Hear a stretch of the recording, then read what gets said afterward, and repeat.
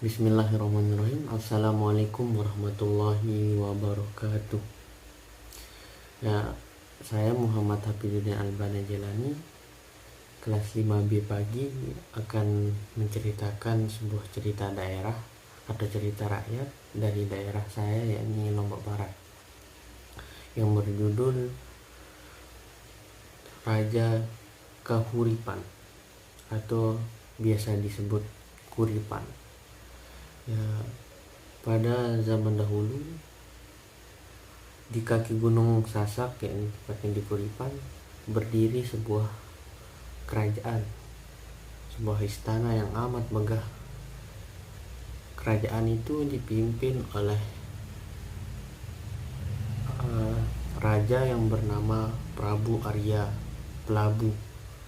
Ya, sekarang Pelabu itu juga menjadi nama daerah di bawah kaki Gunung Sasak. Sang Prabu bersama permaisuri dan kedua putrinya hidup bahagia. Namun ada yang kurang dari kehidupan mereka, yakni belum adanya putra atau anak laki-laki yang mereka miliki. Mereka hanya dikaruniai dua putri, yakni Hinamanu dan Hinahentar. Mereka hidup rukun dan bahagia. Namun seringkali raja dan permaisuri merasa sedih dan merasa ada yang kurang. Mereka sudah berusaha dan berdoa kepada Tuhan, namun belum juga dikabulkan.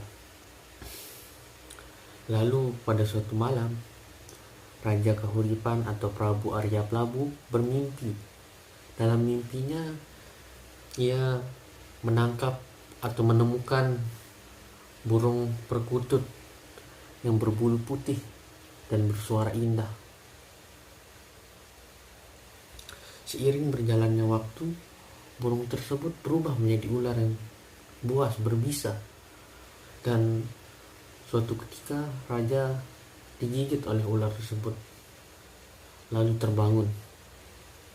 Lalu si raja bergumam, "Ya Tuhan, apakah ini mimpi pertanda buruk bagi hamba? Semoga saja tidak," tepisnya. Prabu Arya Pelabu sudah berusaha menepis bayangan mimpi yang kadang kembali teringat, namun pikirannya tetap saja gelisah, dikarenakan mimpi itu terus terbayang setiap kali ia sendiri dan melihat keluarganya. Ia takut akan terjadi apa-apa pada diri dan keluarganya. Suatu hari, raja memiliki inisiatif atau ide untuk menghilangkan bayang-bayang mimpinya, yakni dengan pergi memancing bersama keluarga, yang biasa ia lakukan jika merasa bosan dan penat atas kesibukan di kerajaan. Ia biasa pergi ke sungai Muara Dodokan. Ia juga mengajak permaisuri, kedua anaknya yakni Hinamanu dan Hinahentar, serta membawa patih, punggawa, dan pendeta istana. Kegiatan menangkap ikan satu-satunya hal yang ia senangi sejak kecil untuk menghilangkan stres dan gelisah yang ia alami. Setelah menyiapkan perbekalan, ia pun dan rombongan pergi ke sungai tersebut. Saat sampai di muara, Hinahentar dan Hina anaknya yang kedua tersebut melihat peti mengambang di sungai tersebut.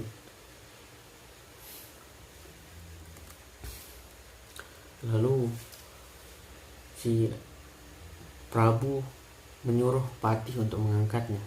"Patih, angkat peti tersebut." Lalu Patih membukanya.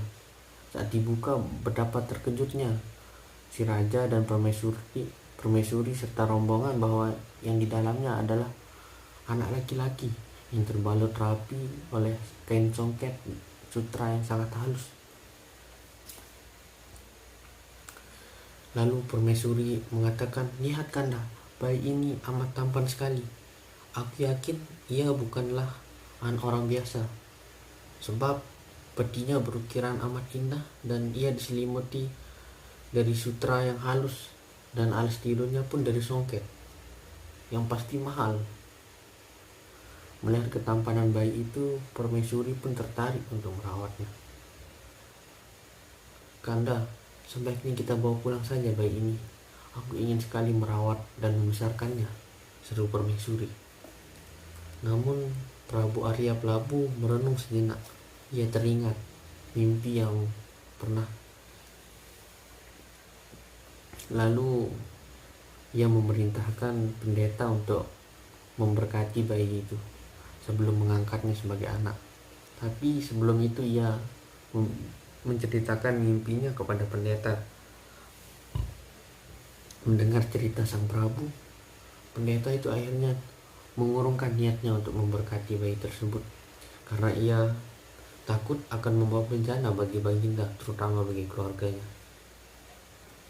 Sebenarnya Prabu Arya ingin menuruti nasihat pendeta tersebut, namun permaisuri memaksanya. Ia mengatakan, "Kanda, bukankah sudah lama kita menginginkan anak laki-laki? Tapi ketika Tuhan menganugerahi kita bayi laki-laki walaupun tidak lahir dari rahim Adinda, mengapa Kanda menolaknya?" Saud permaisuri. Lalu Hinamanu juga mengatakan, "Benar Ayahanda, kami pun sangat senang jika mempunyai adik laki-laki, apalagi bayi ini lucu sekali." Itulah yang mereka katakan. Akhirnya Prabu Arya Prabu mengalah, tak bisa berbuat apa-apa atas bujukan permaisuri dan kedua anaknya. Setelah lama permaisuri merawatnya di kerajaan. Ia dinamakan Kirangga. Dan diajari berbagai ilmu, terutama ilmu kesaktian, bela diri, sehingga menjadi tumbuh lelaki yang perkasa.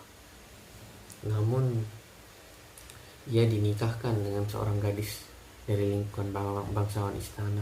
Siapa sangka ia ternyata menaruh hati terhadap kedua kakak angkatnya. Padahal ia diberikan kekuasaan wilayah di timur sangat jauh dari kerajaan, namun hampir setiap waktu ia pergi ke kerajaan dengan alasan urusan kerajaan. Padahal ia diam-diam melirik dan mengawasi kedua kakak angkatnya. Lalu suatu malam Kirangga menyelinap ke dalam kamar Hinamanu dan Hinahentar. Lalu kabar tersebut sampai ke telinga raja. Raja pun geram, marah. Ia tak bisa berkata apa-apa. Seperti patah, air susu dibalas air tuba. Sungguh Kirangga tidak tahu diuntung apa yang telah kami lakukan untuknya. Ia balas dengan hal seperti ini, gumam sang raja. Setelah itu raja mengutus beberapa pasukan dan ksatria kerajaan untuk menangkap Kirangga. Kirangga dan pasukan dan istrinya tertangkap.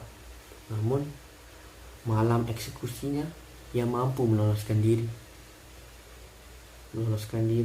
dari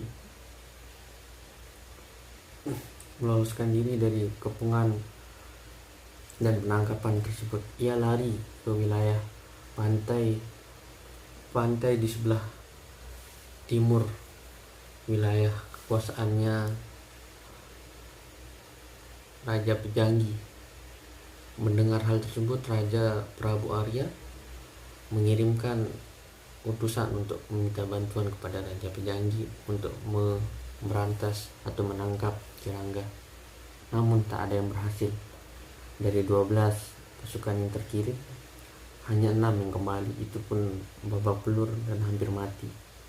Tak habis pikir Kirangga, untuk menangkap Kirangga, raja meminta bantuan kepada 2 ksatria sakti yang terkenal sakti di daerah tersebut, yang bernama Aripati dan Dipati, Batu Dendeng, yang terkenal sakti mandraguna.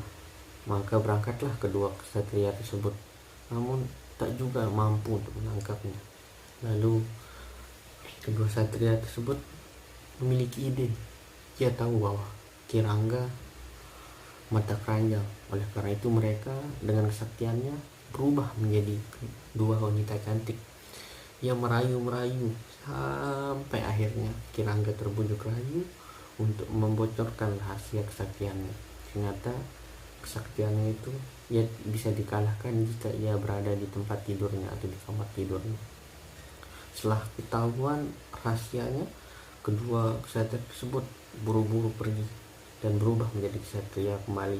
Setelah tahu kelemahannya, pada malam hari ia diam-diam menyelinap ke kamar Kirangga. Saat ia sudah mulai lelap, ia menyerang. Mereka bertarung sengit, namun apa daya, Kirangga sangat lemah jika sudah di kamar. Akhirnya Aripati mampu menusuknya dengan keris yang beracun. Ia pun tak bisa apa-apa lagi. Badannya membiru dan akhirnya Kirangga pun tewas dengan mengenaskan. Begitulah cerita dari kisah Raja Kahuripan yang ada di Lombok Barat. Sekian, assalamualaikum warahmatullahi wabarakatuh.